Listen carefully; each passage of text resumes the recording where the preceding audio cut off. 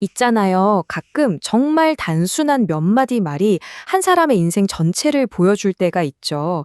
오늘 우리가 볼 시가 바로 그런데요. 겉으로 보면 그냥 평범한 네 줄짜리 시거든요. 근데 이 안에 한 시대의 격동, 그리고 한 위대한 정객의 삶 전체가 담겨 있다는 사실 믿어지세요? 지금부터 저랑 같이 600년 전으로 시간 여행을 떠나서 그 비밀을 한번 풀어보시죠. 자, 배경은 지금으로부터 600년 전 어느 화창한 봄날입니다. 당시 조선 최고의 벼슬, 그러니까 영의정까지 지냈던 성성린이라는 분이 오랜 친구인 기우자 이행을 찾아가요. 그런데 아쉽게도 친구를 만나지 못하고 발길을 돌려야 했죠. 그러면서 남긴 시가 바로 이 시입니다. 뭐 그냥 친구 만나러 갔다가 허탄친 이야기 같잖아요. 그런데 사실 이 안에는 정말 상상도 못할 깊은 의미가 숨어 있습니다. 제가 한번 읊어볼게요. 덕이는 태평성대를 모지 못했는데 여든의 봄을 맞으니 하늘에 감사하네. 복사꽃, 오약꽃 성에 가득 향기로운 빛이 나는데 적서는 어느 술집에서 잠들었는가? 어때요? 그냥 친구 못 만나서 아쉬운 마음을 쓴 참 소박하고 예쁜 시 같죠? 하지만 바로 이 평범해 보이는 풍경 뒤에 한 시대 전체의 무게가 실려 있다는 겁니다. 정말 그냥 친구 집에 들렀다가 아름다운 봄날 풍경을 묘사한 것뿐인데 도대체 왜 수많은 학자들이 이 시를 두고 이건 진짜 걸작이다라고 칭송했을까요? 자, 이제부터 그 비밀의 문을 열고 이 시의 가장 깊은 곳으로 함께 들어가 보시죠. 이 시를 제대로 이해하려면요, 열쇠가 딱 하나 있습니다. 바로 이 시를 쓴 사람, 성성린의 인생을 들여다보는 거예요. 이분 그냥 평범한 할아버지가 아니었거든요. 말 그대로 한 나라의 운명을 어깨에 짊어졌던 그런 거인 같은 인물이었습니다.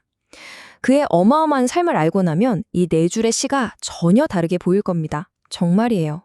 이분의 이력을 보면요, 이건 뭐 거의 한 편의 영화 같아요. 19살에는 이미 나라 전체가 주목하는 천재 작가였고요. 40살에는 불타는 전쟁터에서 나라를 구한 영웅이었습니다. 50살에는 굶주리는 백성들을 위해 전국적인 복지 시스템을 직접 설계한 행정의 달인이었죠. 그리고 결국엔 조선이라는 새로운 왕조를 세우는데 결정적인 역할을 한 킹메이커가 됩니다. 와, 정말 한 사람이 살았다고는 믿기 힘든 스케일이죠? 그러니까 이분은 붓과 칼, 문과 무를 모두 겸비한 사람이었던 거예요. 19살에는 글로써 당대 최고의 지성으로 인정받았는데 40살에 왜구가 수도까지 쳐들어오자 망설임 없이 칼을 들고 전쟁터로 나갔습니다. 당시 모두가 겁에 질려서 후퇴하자고 할 때 이분이 딱 나서서 여기서 물러나면 끝이다. 죽을 각오로 싸우자며 배수진을 쳤고 결국 수도를 지켜냈죠. 정말 대단한 결단력이죠. 근데 이분의 대단함이 전쟁터에서만 발휘된 게 아니에요. 굶어 죽이는 백성들을 보고는 의창이라는 구휼 제도를 직접 설계해서 수많은 사람들을 살려냈습니다. 또 거의 원수처럼 서로에게 칼을 겨누던 아버지 태조 이성계와 아들 태종 이방원, 이 두 사람 사이를 화해시킨 사람이 바로 성성린이었어요. 무려 4명의 왕을 모시면서 권력의 최정점에 올랐지만 평생 뇌물 한번 받지 않은 그런 깨끗한 거인이었죠. 자, 그럼 이제 이렇게 한 나라를 어깨에 짊어졌던 거인의 삶을 머릿속에 담아두고 아까 그 시를 다시 한번 읽어보겠습니다. 이제 평범하게만 보였던 그 구절들이 어떻게 한 시대의 증언이자 한 인간의 위대한 자화상으로 바뀌는지 직접 확인하게 되실 겁니다. 첫 구절에 덕이라는 사람이 나오죠. 이 사람은 중국 당나라에 관리했던 복륜이라는 인물이에요. 아주 엄격한 법으로 태평성대를 만들고 싶어 했는데 아쉽게도 시대를 잘못 만나서 그 꿈을 이루지 못하고 세상을 떠났어요. 성성린은 바로 그 덕이와 자기 자신을 비교하면서 이렇게 선언하는 겁니다. 나는 당신과 다르다. 나는 내가 꿈꿨던 평화로운 세상을 내 손으로 직접 만들었고 마침내 그 시대를 살아서 보고 있다고요. 바로 그렇기 때문에 두 번째 구절, 여든의 봄을 맞으니 하늘에 감사하네 라는 말이 그냥 날씨 좋다 이런 뜻이 아닌 거예요. 이건 고려가 멸망하고 조선이 세워지는 그 피비린내 나는 격동의 시기를, 그 기나긴 겨울을 온몸으로 버텨낸 사람만이 할 수 있는 평생의 안도감과 벅찬 감격이 담긴 외침인 거죠. 여기서 봄은 그냥 계절이 아니라 그가 평생을 바쳐 이룩한 태평성대 그 자체였던 겁니다. 그리고 세 번째 구절을 보세요. 그가 평생을 바쳐서 만든 그 태평성대의 가장 아름다운 순간이 눈앞에 펼쳐집니다. 성 안에 가득 핀 복숭아꽃과 자두꽃, 그리고 그 위로 내리는 향기로운 봄비. 이게 그냥 와, 꽃 예쁘다 이런 풍경 묘사가 아니라는 거죠. 이건 바로 내가 꿈꿔왔던 이상적인 사회가 드디어 현실이 되었다는 걸 선언하는 눈이 부실 정도로 아름다운 상징인 겁니다. 이제 마지막 구절의 핵심 단어 적선이 나옵니다. 글자 그대로 풀면 인간 세상에 귀양온 신선이라는 뜻인데요. 이게 무슨 말이냐면 세상의 욕심이나 권력 다툼 같은 걸 다 초월한 아주 깨끗하고 고결한 사람에게 붙이는 최고의 칭찬이에요. 성성리는 그 험난한 시대를 함께 겪어온 자기 친구 이행을 바로 이런 신선 같은 사람이라고 생각했던 거죠.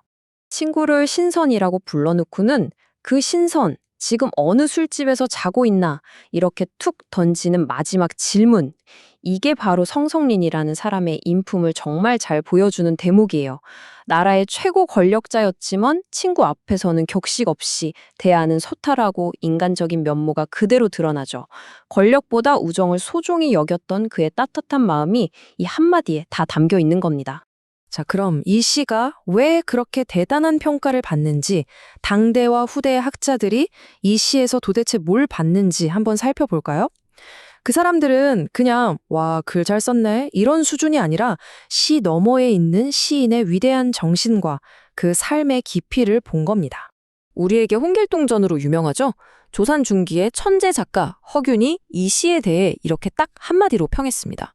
시의 말이 호탕하고 뛰어나서 그 사람의 마음 크기가 짐작이 된다. 이게 무슨 말이겠어요?